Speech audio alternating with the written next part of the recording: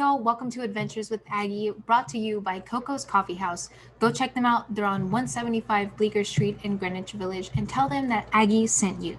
This week, we're diving into some more para sport. Today, we have Marcus Williams. He also goes by Goose, and he's a golfer that uses a machine called Paragolfer to help him golf. And he's going to tell us all about his story and how he ended up where he is today, as well as starting his foundation called LYDO Life. Please welcome Marcus. Marcus, how are you doing today? I'm doing very well. Thank you. How are you? I'm good. Thank you so much for coming on. I'm excited to meet you and learn more about you, your story. But first, can we kind of start with your background? So, can you tell me who you are and what you do?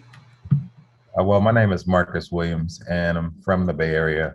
I've been there for 43 years, but I live in Atlanta now. Um, who I am a human being first, before all things. But I was a UPS truck driver for 13 years and 9 with Coke, and drove trucks all my life.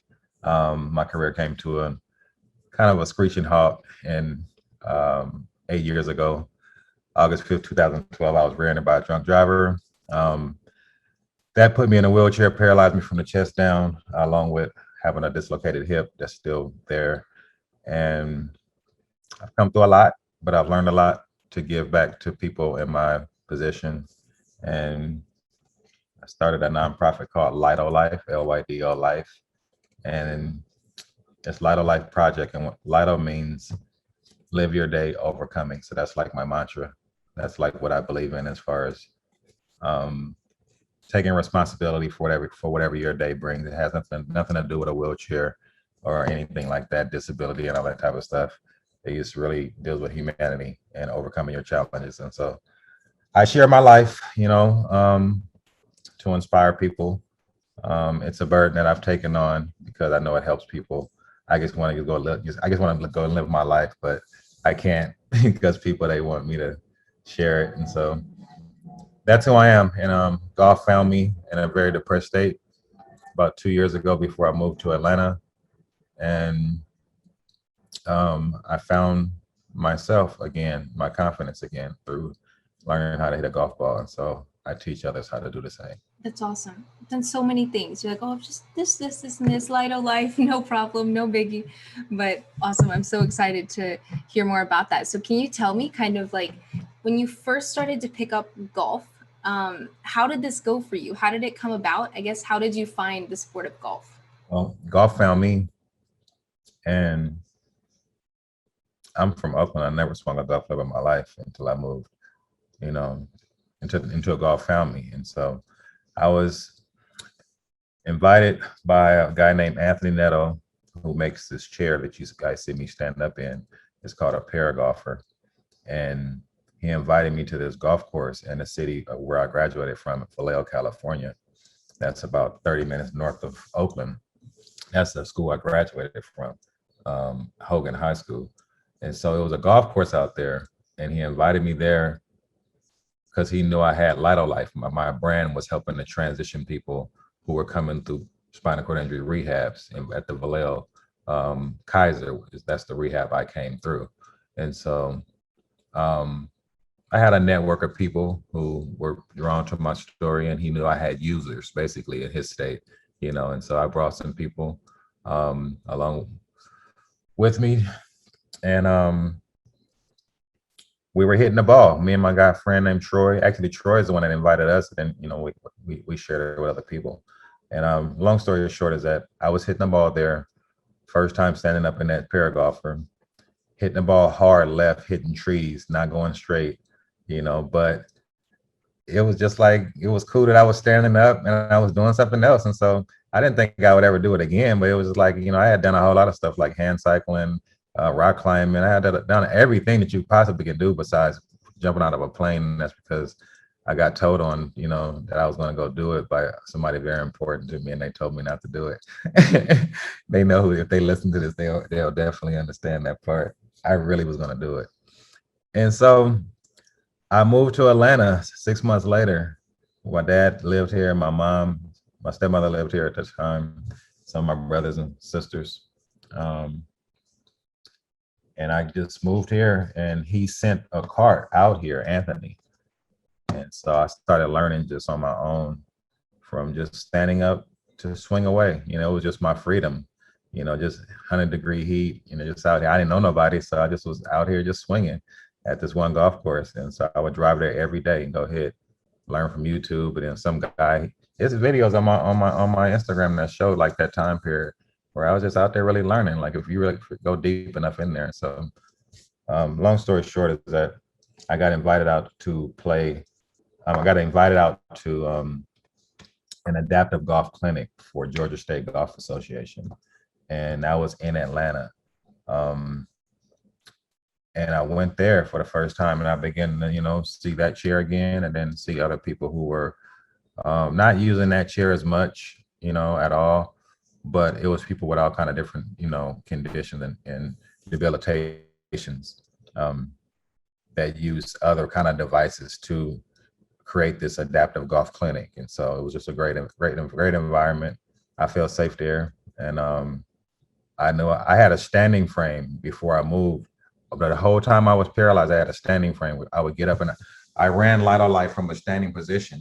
My computer was on a standing frame. I'm standing up doing my work because that's giving my body what it needs, as far as to stand on my legs. And so when I moved out here, I didn't have it, and I still don't have it, but the chair has kind of supplemented that. I would just go there just to stand up, you know what I mean? And so then I would learn how to play golf, and I can hit really far. And so they put me I got an invitation to a long drive contest. And the long drive contest was in South Carolina. And I'm from Oakland. I said, I ain't never going to South Carolina. You know what I mean? You just know what come with that. You know what I mean? And so I said, no, I ain't going. And you know what? And so I just got bold about it. And I remember driving out there by myself in my Avalon, and I rode out there and I won the thing with a 225-yard drive. And I won this driver.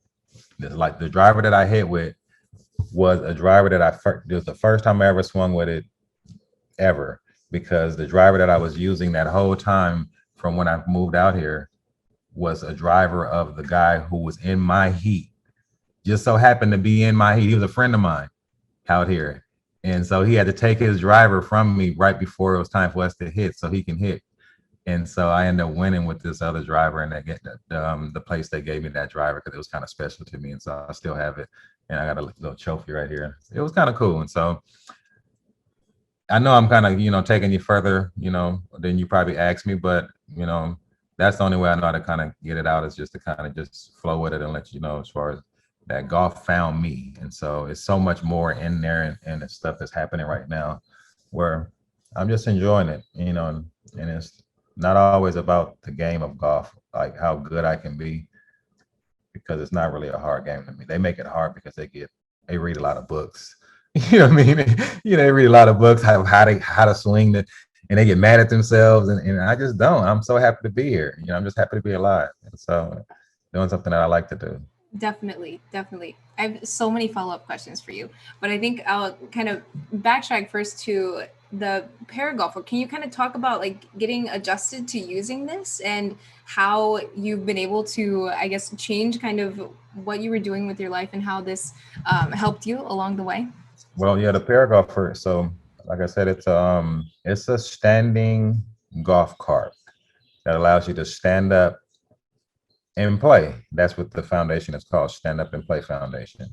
Now, what I do in it, I show up standing, and I do it anyway. If I'm in my wheelchair, or if I'm in my regular wheelchair, there, you stand up in purpose. That's, I'm standing up right now by accepting, taking this call. I don't want to do this. I'm shy. You know what I'm saying? And so the cart, it's just done so much for me outside of golf. Um, it's allowed me to, like I say, get weight on my legs so that I can be able to, not have, as far as not lose my bone density. So it's a lot of health factors to it. I don't have skinny legs because I stand on them. I've always been a person that has tried to work out. I was committed to my fitness and health before my accident, and so I had to find something to keep me So this is it's therapy, you know, as well. Um, it's just so many benefits, you know, besides golf that I don't always disclose because people get into how far I can hit the ball. And so thanks for asking. you know, Awesome, though. That's so cool to see that it has opened doors for you and it's changed your life in some ways. But I guess kind of a more general question that I have for you is just about advocating for those in adaptive sport.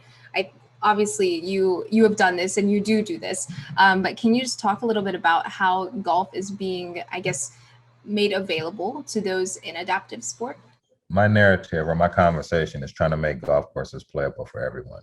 And so, um, and how I'm going to do that is by spreading more awareness that we do exist first, and that we do.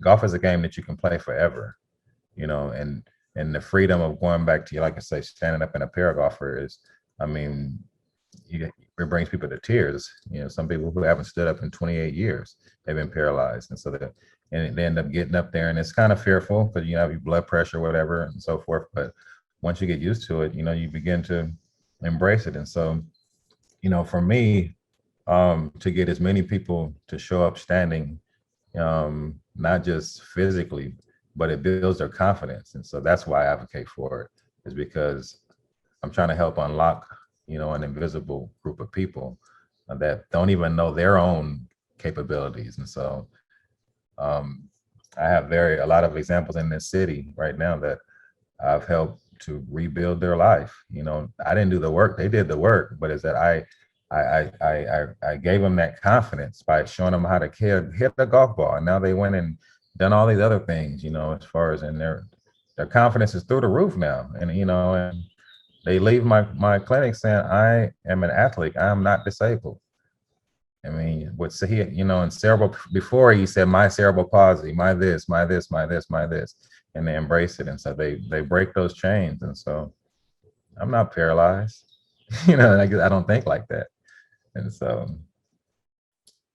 that's the advocacy that I want to see is just the conversation changed, you know, around that. Golf has been a game that has invited me and welcomed me and heard me, because the conversation is a little more palatable for golf because you have men and women that are up in age. Some of them, you know, or just some of them that it's just a slower sport. You know, it's not a sport about how buff you are, how big you are, and how much testosterone you have in you. You know, it's really it's a conversation. Golf is a conversation. That conversation is helping me to, and so, and I'm starting here in Metro Atlanta, you know, just trying to empower that. That's awesome. That's awesome. It's so cool too. I'm sure to see it work, right? You're strengthening your narrative and other people's too, which is really, really cool. Well, let's, I guess, transition just a little bit, but you already touched on LYDO Life, but can you tell me kind of what inspired you to start it and give a bit of the mission? When I came out of rehab, I was in rehab for 144 days. Like I said, August 5th, 2012, I was rear-ended by a drunk driver, left on the side of the road, broken back, the whole nine. Spent 144 days in rehab, come out of that as a man child, thinking I was going to go right back to being a UPS truck driver. It didn't work, you know, so it just didn't happen that way. So I developed this appetite after I got my license 6 months later. I had to get my license back because they take them at a Class A license at that point, which to drive big rig trucks, but I couldn't do that anymore. So my first trip out the house to drive my car, I went to the rehab because I wanted to go and thank them for becoming my extended family. You know, I had been there so long, and I was proud, you know, that I got my license and I could drive somewhere, you know, where somebody would, you know, be happy to see me. And so I drove there, you know, with my family. And so I got there and I seen myself all over again. That deer in the headlight look of patience, you know, who had just got paralyzed, you know, their life had just changed. And here I am, this success story where everybody, it's usually 28 days and you're out of there. It's a crash course, you know, you back right back home trying to figure it out. And I was there 144 days because I was so broken up, and but I was a fighter in there.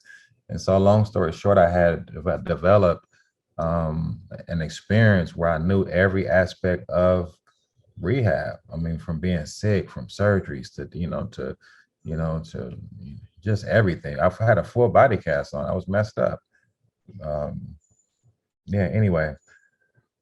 And so what what made me start Lido was I was trying to find a way to help these people. You know what I mean? Because I knew that I didn't have the resources, to do it. And so it costs more to live like this than it does to live, when you're standing up, able to go and do whatever you need to do, just with your brute strength. And so I was licensed to drive a truck and haul packages. That was my physicality, and that was taken from me. So how do you pivot? And so, long story short, of that I started LYDO Life, not really knowing what I wanted to do, but I knew I needed help, and I needed to find a way to create resources for these people to thrive. And so my idea was I wanted to create grant programs that would help these people thrive post rehab, grant programs that would help them thrive.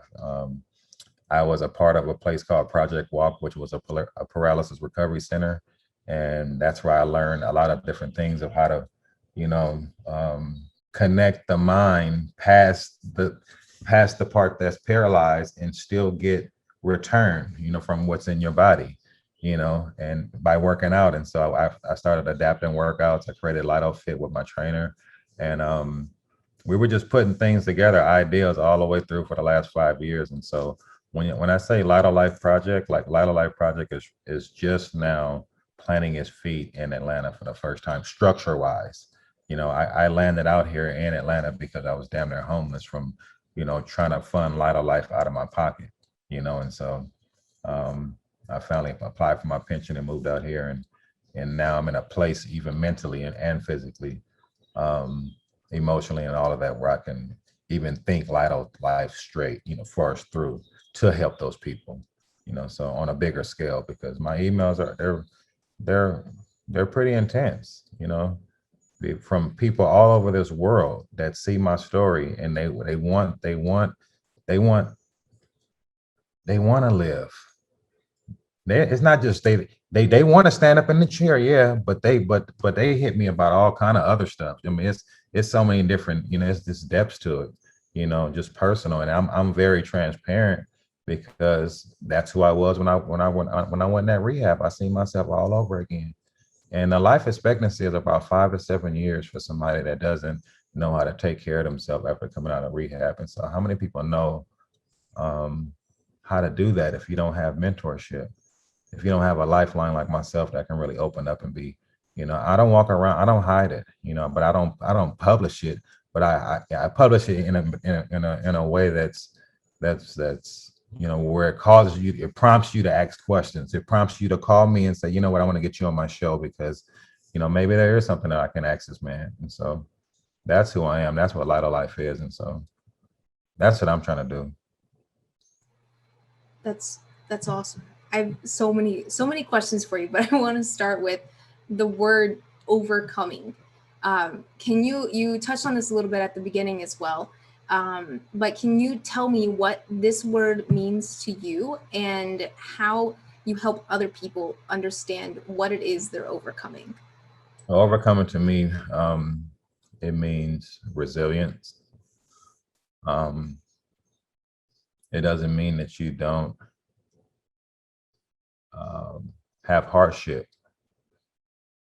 It means that you understand that there is hardship, but you also understand who you are in the hardship. I know who I am. Um, my life is harder than 99% of the people that I look at in the eyes. I know that, but my power is that I know that you couldn't live my life. And it's not even an arrogant thing. It's just I know what I deal with. You know what I mean? But I respect what you deal with, you know, and I don't put a preeminence on what I deal with. I try to live with joy. And so overcoming is just that. It's not a pretend, it's not a fake. It's that, you know what, I understand that, you have challenges and I do, but what I do, I have to overcome this as well, is when people don't see you, or they don't understand. Like it's hard to do business in Atlanta. I'm in the South, so I have to overcome that. As far as being, I don't call it discriminated, whatever. I don't even use them stupid terms. It's just kind of ignorant, really, as far as but I'm trying to change the way that's looked at out here, as far as just because I'm just because I'm shorter than you and I'm on wheels, that um, that there's some type of hierarchy, as far as that I fall very, very, on the bottom scale too. And you really don't even know that there's a very powerful man in front of you. And so overcoming to me is being very resilient, despite I know I have a job to do, and no power on earth can bind me if I continue to think that way and live that way. Definitely. Definitely. That's awesome. I love it. Cool. Wrapping up just a little bit here. What are your long-term goals for LYDO Life? What are you hoping to accomplish in the next few months? Well, we're structuring LYDO Life right now, so yeah. I want to have a few initiatives. I'm working on a golf tournament, hopefully September or October. Um, I won't make it that big this year. I'll make it big next year, but I'm just kind of want to walk softly. Um, it'll be nice though, where it'll be a team scramble. Will be, a few of my they would hate it to say it, but celebrity friends like baseball players. They're they they play golf now, and so to team them up with some people in my adaptive golf community, to do something charitable is going to be pretty cool. Kind of bring some awareness, and so I would like to do that. And in hindsight, I would like to um, what are my long-term goals? See, you asking me a question that's really on the table right now. It was a big conversation, but I don't want to give away too much. As far as really, what I would like to do is just to continue growing this game. As far as I don't want to put too much out there. I want people to kind of have some type of mystery, as far as to what's next. But I'm excited, about what's happening. I really am excited about what's happening, and people are tuned in right now. As far as I want to do this documentary with sports, and I dropped that one. As far as definitely, I want to do a 30 for 30. As far as we're talking about some things, hopefully that can happen. And it's not for me. It's like what we're talking about right now. It's like that needs to be told. It has to be told powerfully. It can be told from this classism that this I'm not a disabled man, and so I want people to see humanity. And it's a time for it. That's the way the world is going right now. It's a time for it. People's ears are open, and so why not give them something that they need to hear, you know, and just be human. That's it. Thanks for having me on. I really appreciate this. Yeah, no, thank you so much. I don't mean for you to, I guess, drop all of your news on my show or anything, but no, I really appreciate you taking the time to share your story, and hopefully some people hear this and go get involved. But thank you so, so much, Marcus. Thank you so much. I appreciate you. Marcus, thank you so very much for coming on the show and sharing your story. Join us on Wednesday morning to hear from Sarah Bofinger, a Team USA swimmer.